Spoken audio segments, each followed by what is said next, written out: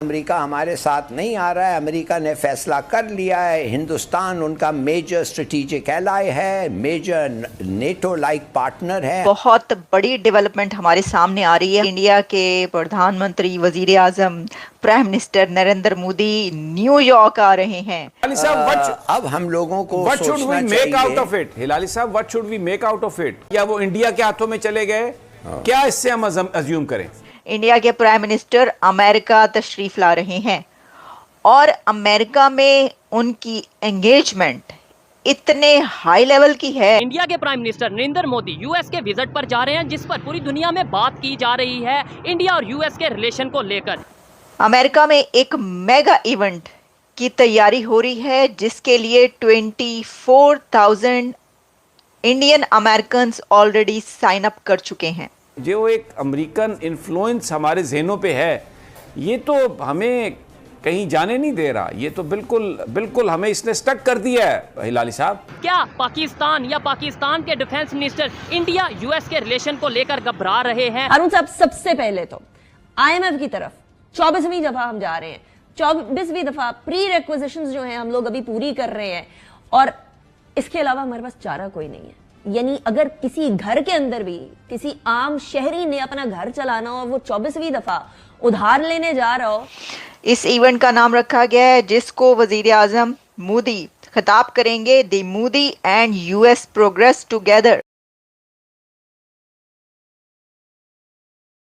बहुत बड़ी डेवलपमेंट हमारे सामने आ रही है। हमने इससे पहले वाले प्रोग्राम में मैंने आपको बताया था कि इंडिया के prime minister Narendra Modi Russia जा रहे हैं, लेकिन अब खबर ये सामने आ रही है कि इंडिया के प्रधानमंत्री, वजीर आजम, prime minister Narendra Modi New York आ रहे हैं।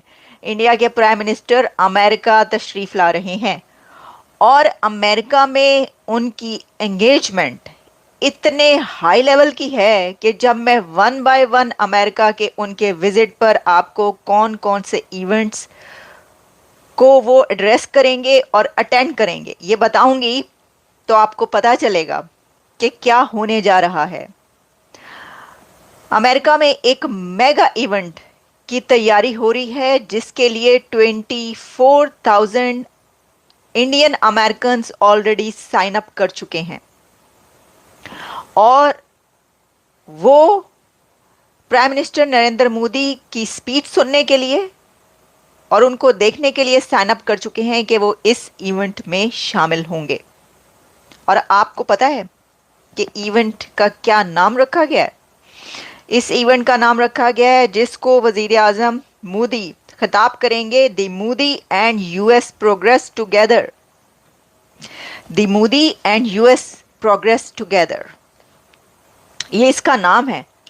तो देखिए, इससे आप सोच सकते हैं कि भारत और अमेरिका के रिलेशंस जिसके बारे में क्या कहा जा रहा था, तो इंडिया की डिप्लोमेसी ने वो काम कर दिखाया है जिससे दूसरों को लर्न करने की ज़रूरत है।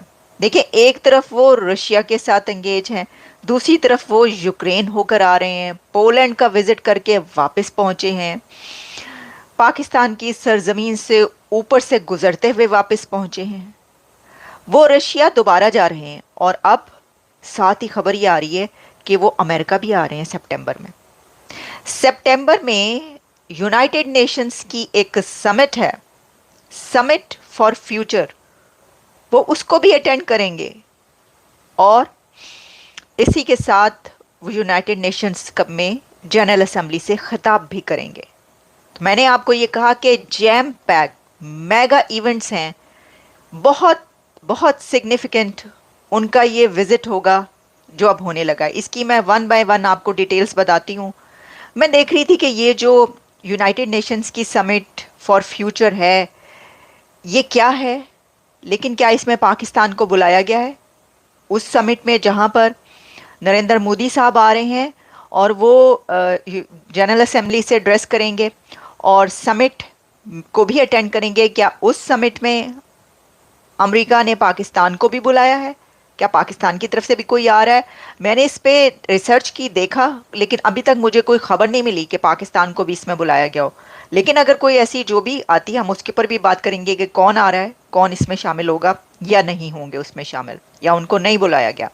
लेकिन पहले हम उस मेगा इवेंट की बात करते हैं जिसका बड़ा चर्चा हो रहा है इस वक्त, और वो ये है कि ओवर 24,000 इंडियन अमेरिकन जो हैं वो उसके लिए पहले से साइन अप कर चुके हैं। मुझे इसका जो टाइटल रखा गया है, the Modi and US progress together, ये बहुत सोच समझ के ये टाइटल रखा गया।